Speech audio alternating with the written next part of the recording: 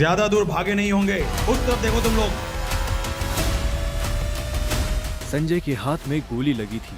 वो और अभिनव रात के अंधेरे में एक पतली सी गली में छुपे हुए थे। अच्छा बेटा, जल्दी बाहर आ जाओ। अभिनव,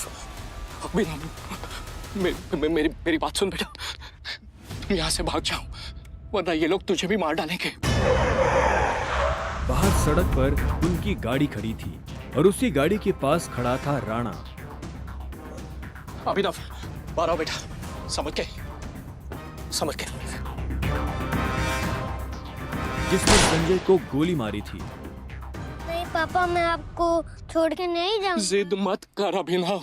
बेटा देख, मैं तो अपनी जिंदगी जी चुका हूँ। अब जो भी करना है तुम्हें करना है, सब कुछ तुम्हें संभालना है। और मेरी बात सुन, एक बार यहाँ से जाए, उसके बाद दोबारा मुड़ के मत देखना, ठीक है?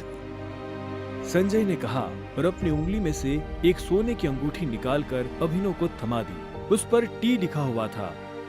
और एक बात हमेशा याद रखना, अपनी आखिरी सांस तक लड़ना है। समझ गया ना टाइगर? संजय ने अभिनव के माथे को चूमा। Run tiger run! और अपनी बंदूक लेकर उन लोगों का सामना करने के लिए गली से बाहर निकल गए। संजय जैसे ही अपनी गाड़ी के पास पहुंचे तो राणा ने संजय पर बंदूक तान दी। टाइगर! इस कमीने का चेहरा मत भूलना!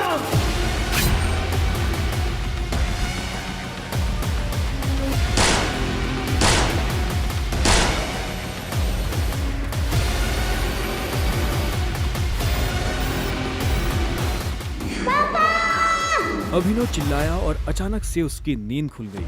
पसीने में तरबतर अभिनव अपने बिस्तर पर उठकर बैठ गया और गहरी सांसें लेने लगा। 18 साल, पिछले 18 सालों से ये सपना इसी तरह से अभिनव को परेशान कर रहा था। अभिनव ने पहले अपनी उंगली में पहनी उस अंगूठी को देखा और फिर बाथरूम की तरफ बढ़ने लगा। अभिनव गुड़गांव में रहता था और डिलीवरी बॉय का काम करता था।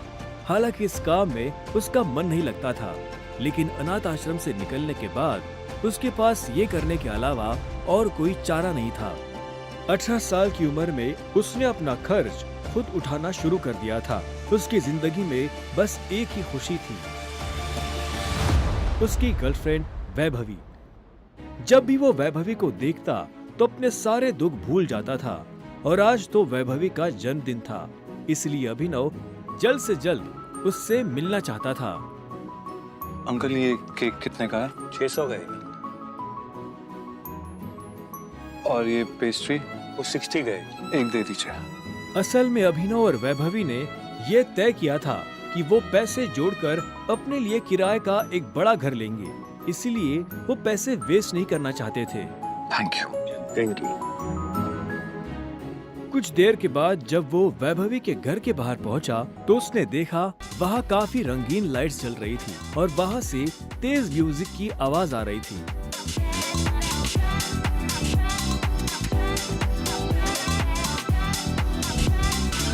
वैभवी,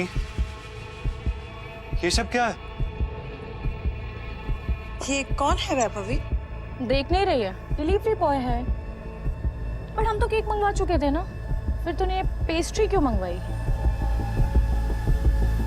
ओह, याद आया, ये तो वही डिलीवरी बॉय है ना जिसको तू डेट कर रही थी।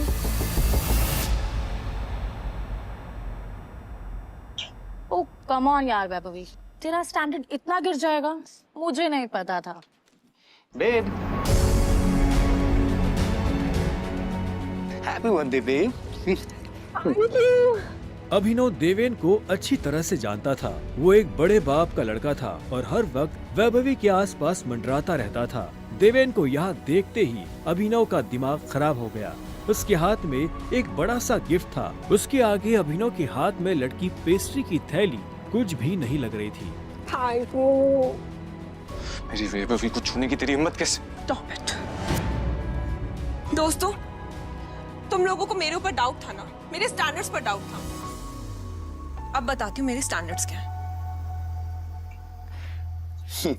मैं तुमसे ब्रेकअप कर रही हूँ। और नहीं तो क्या? बेचारी कब तक तुझ जैसे गरीब के साथ ऐसी आधी पेस्ट्री खाती रहेगी? साला तेरी हिम्मत कैसे? तेरी तो